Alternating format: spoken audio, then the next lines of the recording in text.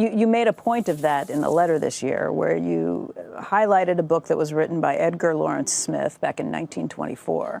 And you said until he came along, nobody really realized the compound interest effect of buying stocks, not just buying businesses, but buying stocks themselves.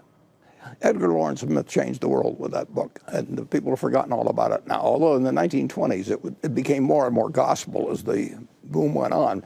But Edgar Lawrence Smith set out to write a book on bonds versus stocks.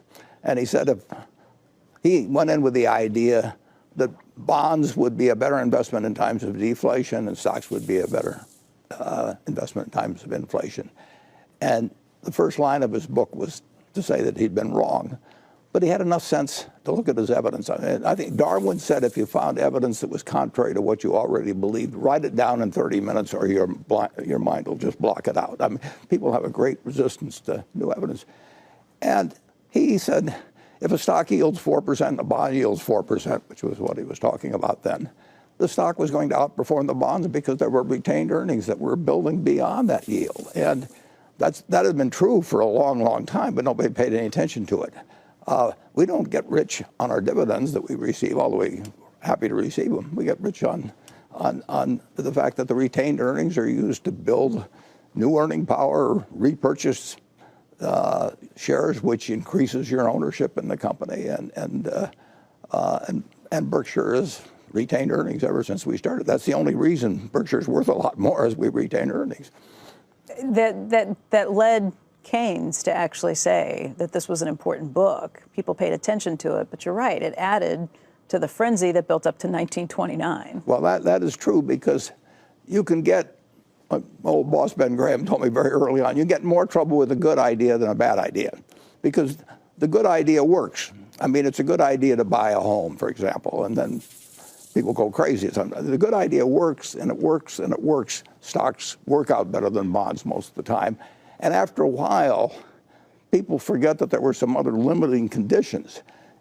With Edgar Lawrence Smith's book, it was that when bonds yield the same as stocks, which was the case then, that stocks are going to outperform because they have this retained earnings. So stocks started going up in the 20s, and all of a sudden they were selling at 5 or 6 times the prices as when he bought the book.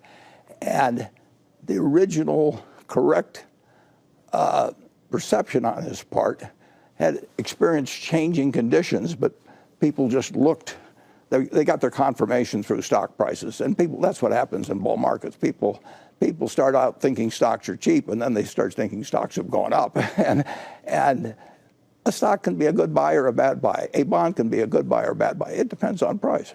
But that leads us to today. I mean, if his premise was that stocks are always going to be a better investment than bonds, that's kind of what you hear today, which we've been hearing for a while, is Tina, there is no alternative, right? You have to buy stocks because bond yields are so low, because interest rates are so low. Well, if you look at the present situation, we've talked about this before, that you get more for your money in stocks than bonds. That doesn't have to be the case. I mean, but it's usually been the case in America, very usually been the case. And if you buy a 30-year bond today with a yield 2%, you're paying 50 times earnings for an investment where the earnings can't go up for 30 years. Now, if somebody said, I want to sell you a stock that's at 50 times earnings and the earnings can't go up for 30 years, you'd say that doesn't sound very good. Stocks are way better than 30-year bonds. I mean, that's clear. And that's one of the alternatives people have. People really have 3 basic alternatives: short-term cash, which is an option of doing something later on; long-term bonds or long-term stocks. And stocks are cheaper than bonds. Espero que os haya sido útil esta enseñanza. Si queréis ver más lecciones de Warren Buffett, os dejo esta lista por aquí arriba, y si bien queréis checar otros vídeos del canal, os dejo estos otros. Como siempre, nos vemos en la próxima.